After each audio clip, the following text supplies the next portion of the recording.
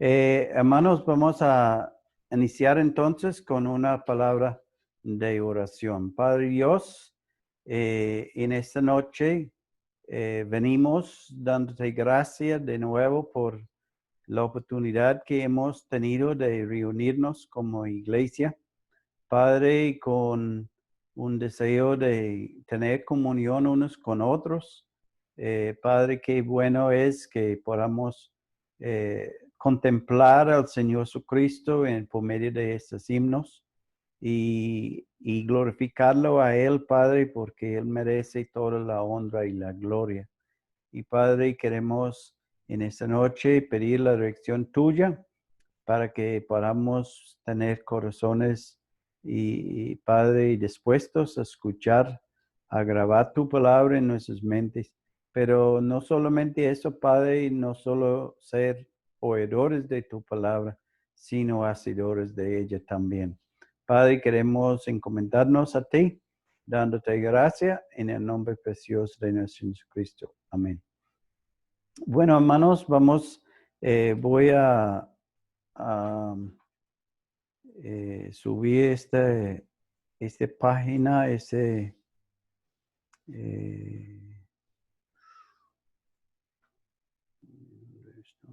acá.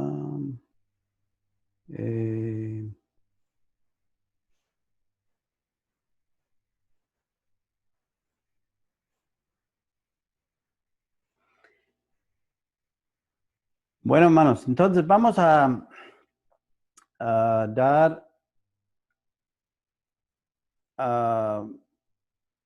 pensar en el Espíritu Santo, pero vamos a hacer un pequeño repaso. Hemos hablado al principio de ese estudio la importancia de tener claridad en lo que creemos. Para tener un conocimiento correcto y adecuado de Dios, la Biblia, y el propósito de Dios para nuestras vidas. Entonces, esa es una de las razones por lo cual nosotros hemos dicho que necesitamos tener claridad en lo que creemos. También por el peligro de las falsas enseñanzas que hay en las iglesias, los profetas, maestros, todos esos falsos maestros, profetas, apóstoles, etcétera. Y también para evitar división en la iglesia, para que estemos todos unidos pensando en una sola causa o sola cosa. Pensando en Salmo 133, ¿cierto? Y dice, mirad cuán bueno y delicioso es habitar los hermanos juntos en armonía. Y el último versículo nos dice, porque allí envía Jehová bendición y vida eterna. Entonces, qué bueno es que nosotros podamos estar de acuerdo. Hoy entonces, la semana pasada hablamos que creemos que el Señor Jesucristo resucitó corporalmente del sepulcro y fue visto por muchos. Él ascendió al cielo y ahora es nuestro intercesor y sacerdote. Y entonces, ese fue el último estudio. Él no resucitó en espíritu, como algunos quieren enseñar que solamente su espíritu resucitó. Él resucitó corporalmente y tenemos la evidencia de la tumba vacía, de los lienzos ahí enrolados al lado de donde él estuvo y la vista de él por muchos discípulos en aquel tiempo. Luego de ser visto por muchos hermanos, ascendió al cielo y es nuestro intercesor y sumo sacerdote, el sacerdote por encima de todos. Ese sumo significa que está por encima de todos. El sacerdote que es por sí encima de cualquier otro sacerdocio. Recuerda el libro de Hebreos, nos habla que Él es mejor, Él es mayor, y habla de su sacerdocio, que es mayor que el sacerdocio de Aarón, ¿cierto? Entonces, el Señor, el sumo sacerdote por encima de todos.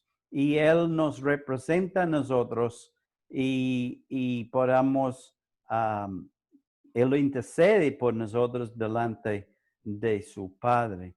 Entonces, hoy vamos a seguir con el siguiente tema, que es: creemos que todos los que reciben al Señor Jesucristo por fe han nacido de nuevo por el Espíritu Santo, quien también los bautiza en el cuerpo de Cristo eternamente y los sella como posesión de Dios.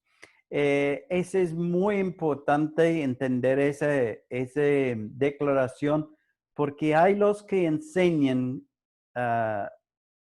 de una segunda bendición, que uno es salvo primero y luego recibe el Espíritu Santo. Y lo utilizan unos ejemplos del libro de Hechos para apoyar su argumento, pero vemos que la Escritura apoya el hecho que el creyente, cuando nace de nuevo, cuando cree en el Señor Jesucristo, es obra del Espíritu Santo en su vida, y él está bautizado o metido o sumergido en el cuerpo de Cristo, unidos con Cristo. Entonces, y este es eternamente. Y recibimos el sello del Espíritu Santo como posesión de Dios. Pablo en Efesios, nos da claridad sobre ese asunto.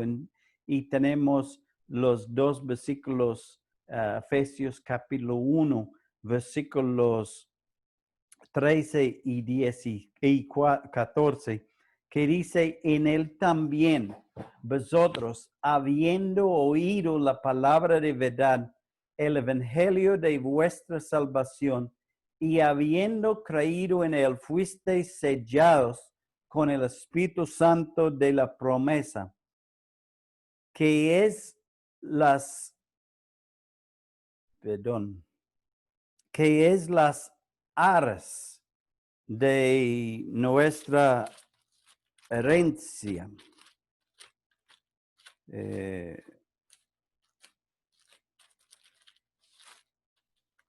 Perdona un segundito. Que es las aras de nuestra herencia hasta la redención de la posesión adquirida para la alabanza de su gloria. Entonces, Pablo, vemos en estos dos versículos un orden bien marcado por el apóstol Pablo con relación a la salvación del hombre. Empieza el oír el evangelio, la palabra de verdad. Y sabemos que el evangelio es que Cristo murió por nuestros pecados, que fue sepultado y que resucitó al tercer día por nosotros. Entonces, segundo punto que vemos en el versículo 13 es el evangelio de vuestra salvación, habiendo oído y habiendo creído en él. Y él aquí es el Señor Jesucristo, ¿cierto? El creer en el Señor Jesucristo es primordial en la salvación del ser humano, en llegar a ser creyente en el Señor Jesucristo, Hijo de Dios. Y al creer en esta misma instancia, dice, fuisteis sellados con el Espíritu Santo de la promesa. Fuisteis. En este momento, el hombre es sellado con el Espíritu Santo de la promesa. Sellado, ese sello es estampar para seguridad o preservación. Estampar. Pensando yo en el ejemplo de un ganadero que marca a su ganado por seguridad, son de él, muestran posesión del animal, ¿cierto? Entonces, él sella su animal, él marca el animal y ese sello nunca puede borrar. Aunque el ganadero vende el animal, esa marca siempre está y el nuevo dueño tiene que marcar en otro lugar el animal para poner lo suyo. Pero en el caso de nosotros, somos sellados con el Espíritu Santo. Somos de Cristo. Aquí entra también la seguridad de nuestra salvación. Muestra que somos salvos por la eternidad, nacido eternamente, bautizados en el cuerpo de Cristo, nos dice en la declaración. Somos salvos por la fe en el Señor Jesucristo, pero esa salvación es segura, es eterna, porque hemos sido sellados con el Espíritu Santo. Es el espíritu de la promesa.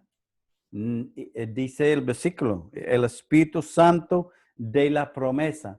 Y en Juan capítulo 14, y tenemos, Juan 14 y 16, 15 y 16, tenemos estas referencias donde el Señor Jesucristo promete enviar el Espíritu Santo. Y en versículo 16 de capítulo 14 dice, y yo rogaré al Padre y os dará otro consolador para que esté con vosotros para siempre. El Espíritu de verdad, el cual el mundo no puede recibir. ¿Quién lo recibe? Es la persona que ha creído en el Señor Jesucristo, porque no le ve ni le conoce, pero vosotros le conocéis, porque mora con vosotros y estará en vosotros. Mire lo que está tan claro esos versículos, ¿cierto? No os dejaré huérfanos, vendré a vosotros. Y también versículo 26 dice, más el Consolador, el Espíritu Santo, a quien el Padre enviará en mi nombre, Él os enseñará. Capítulo 15, versículo 26 también nos dice, pero cuando venga el Consolador, a quien yo os enviaré del Padre, el Espíritu de verdad, el cual procede del Padre, Él dará testimonio de mí.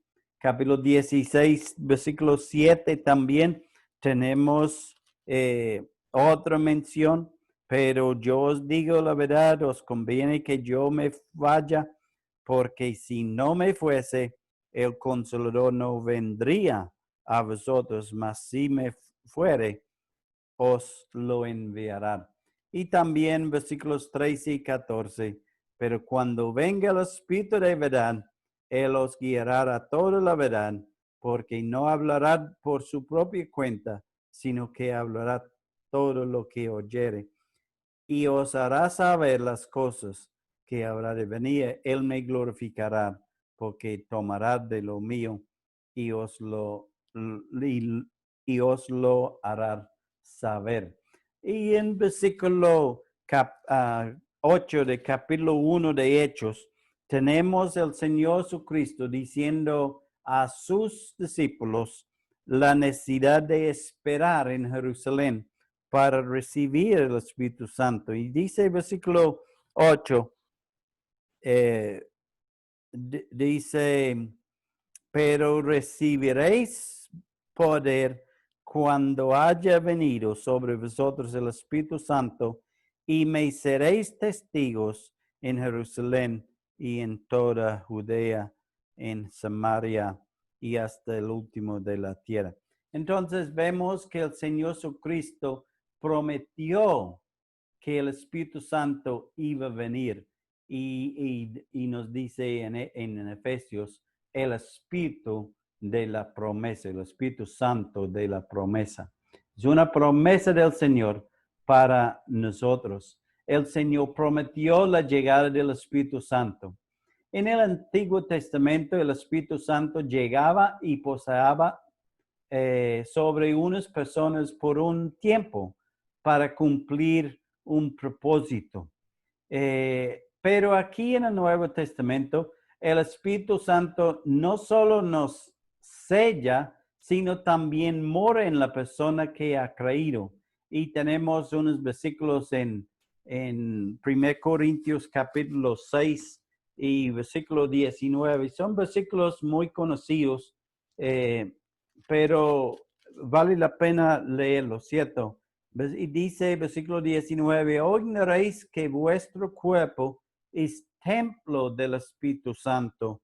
Es donde mora el Espíritu Santo, es donde vive el Espíritu Santo.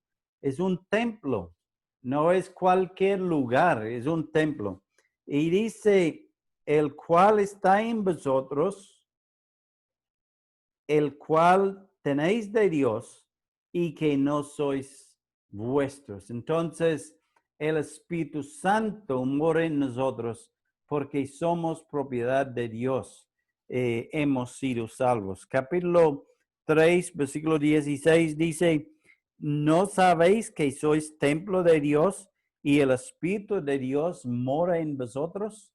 Tenemos el Espíritu de Dios morando en el creyente. Y en Romanos capítulo 8, versículo 9, nos dice que si no tenemos el Espíritu Santo, no somos de Él, ¿cierto? No somos de Dios. Entonces, el Espíritu Santo mora en la persona, entra la persona, cuando uno recibe a Cristo como Señor y Salvador de sus vidas. Eso es lo que la Escritura nos enseña. Y sigue en versículo 14, nos dice que es las aras de nuestra herencia hasta la redención de la posesión adquirida para alabanza de su gloria. El sello del Espíritu Santo, su presencia en nuestra vida, es la garantía que somos posesión de Dios. Eso es la garantía, es que somos la posesión de Dios. Pero hay aún más. Él es hasta que estamos en la presencia de Dios. Es decir, el Espíritu Santo está con nosotros hasta la venida del Señor o nuestra muerte. No se puede ser removido de nosotros. El Espíritu Santo está en nosotros, Él mora en nosotros. Y dice, fuisteis sellados para el día de la redención. El día de la redención es el día cuando el Señor Jesucristo viene para llevarnos a su presencia. Esto es la redención ahí. La redención habla también de la obra de Cristo en la cruz cuando Él pagó por nosotros. Pero el día de la redención es cuando el Señor va completar, a, a, a llevarnos como digo yo, la, al cumplimiento de esa promesa de la salvación, ¿cierto? Entonces vamos a estar en su presencia. Entonces la persona, bueno, algunos nos dicen, entonces la persona que peca o abandona al Señor, entonces, ¿qué pasa con él? Ese es uno de los argumentos que utilizan las personas para argumentar que la salvación no es segura, ¿cierto? Pero, bueno, por un lado, ninguno de nosotros, yo no sé en realidad si el hermano a mi lado es salvo, ¿cierto? Dios sí sabe. Él me muestra de pronto frutos de salvación, pero es entre él y su Señor. Entonces, pero por el otro lado, la escritura nos da la respuesta a esta pregunta, ¿cierto? Porque en capítulo 4, versículo 30, también nos dice, el Espíritu Santo es contristado.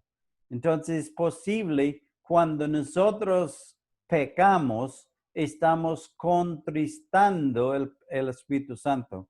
No es, el Espíritu Santo no está abandonándonos porque él mora en nosotros, pero mientras que Él mora en nosotros, Él está contristado. ¿Cuántas veces en una casa de familia hay un problema entre esposos o entre padres y hijos, y hay tristeza, ¿cierto? Uno de los padres están contristados por lo que ha hecho el hijo. La esposa está contristada por lo que hizo el esposo y viceversa. Y el espíritu, pero ellos viven en la misma casa, ¿cierto? Viven ahí juntos. Eh, entonces, el hecho que el Espíritu Santo está contristado no significa que el Espíritu Santo abandona su morada que es en el verdadero creyente, ¿cierto? En capítulo 5 de 1 Corintios, 1 Tesalonicenses, capítulo 19, nos dice el Espíritu Santo es apagado. Habla de apagado. No se puede hacer su obra en nuestras vidas. Está ahí, pero impedido en su función de guiarnos y consolarnos. Ese es cuando hay pecado en nuestras vidas, ¿cierto? Entonces, eso es lo que nos dice las escrituras con relación a esto. En Tito capítulo 3, versículo 5, nos dice, nos salvó, no por obras de justicia que nosotros hubiéramos hecho, sino por su misericordia, por el lavamiento de la regeneración, por la renovación del Espíritu Santo. Ahí vemos la obra del Espíritu Santo en la salvación, ¿cierto? Por la renovación en el Espíritu Santo, el cual derramó en nosotros abundantemente por Jesucristo, nuestro Salvador. El Espíritu Santo está involucrado en nuestra salvación. Dice el que no naciere del agua y del Espíritu no puede entrar en el reino de Dios. Y está hablando de la obra del Espíritu Santo en nuestras vidas. Y es el Espíritu Santo, y el Espíritu Santo está derramado en nosotros abundantemente en el momento de creer. Generosamente, esa palabra abundantemente, generosamente, ampliamente, en abundancia, el Espíritu Santo está derramado en nosotros. No tenemos que pedirlo. está en el ADN del creyente. El Espíritu Santo está ahí en nuestro ser. ¿Cuándo? En el momento que recibimos, que creemos en el Señor Jesucristo como nuestro Señor y Salvador. Volviendo a Efesios capítulo 1, versículo 13 y 14. Y quiero terminar en esta noche con esta última parte del versículo para alabanza de su gloria. El propósito por lo cual tenemos todo esto, el Espíritu Santo, el sello del Espíritu Santo en nosotros.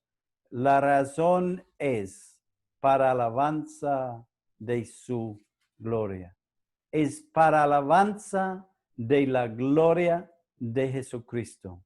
Debe causar en nosotros un corazón de alabanza para glorificar a Jesús. Ahorita cantábamos ese himno maravilloso es Él, ¿cierto? Y en realidad cuando estuvimos cantando esos himnos, cada uno de nosotros, cada uno de esos himnos exaltaba al Señor Jesucristo para exaltarlo en nuestras vidas, ¿cierto? Entonces, y nosotros recibimos el Espíritu Santo para la alabanza de la gloria de Él. Debe ser el amén para nosotros, ¿cierto? El amén significa así es, que nuestras vidas deben ser para la alabanza de la gloria de Él. El Espíritu Santo mora en nosotros. ¿Y qué hace el Espíritu Santo? Leímos en Juan capítulo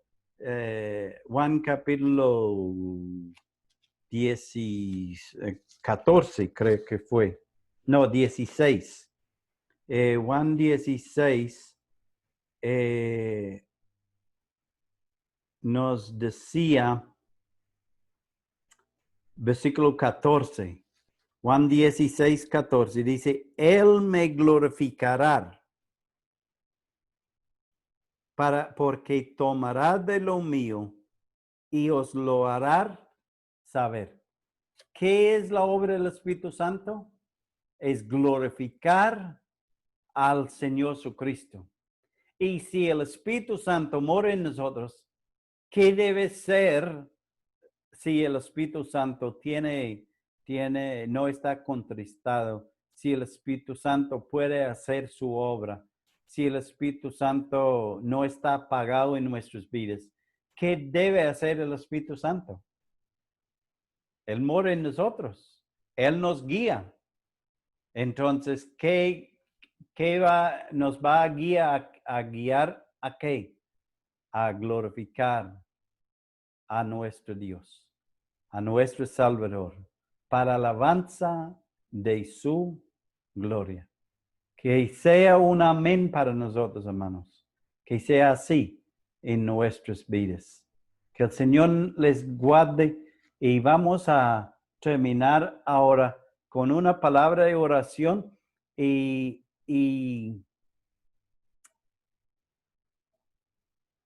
entonces vamos a orar. Padre, gracias te damos de nuevo.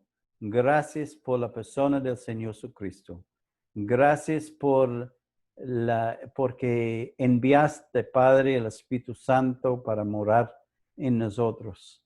Gracias por la obra del Espíritu Santo en nuestras vidas, convenciéndonos de nuestros pecados, haciéndonos ver nuestro pecado, haciéndonos ver, Padre, que la condición en que estábamos, Padre, muertos en delitos y pecados, alejados de ti.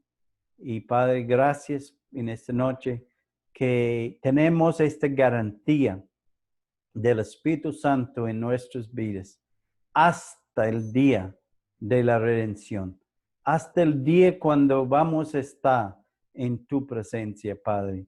Es señal de de nuestra, que nosotros somos posesión tuya. Y gracias te damos por esto. Padre, queremos encomendarnos ahora pidiendo tu dirección en nuestras vidas. Gracias por este medio por lo cual hemos podido reunir en esta noche. Y te rogamos por cada miembro de la iglesia para que cada uno de ellos sean animados, Padre, a seguir, Padre, fortalecidos en su fe, aún en estos momentos de, eh, de cuarentena. Pero Padre, gracias te damos por la persona de nuestro Señor Jesucristo en esta noche, por la obra en torno de Él. Y queremos decirte gracias. Te damos la gracia en el nombre precioso de nuestro Señor Jesucristo. Amén. Amén, hermano.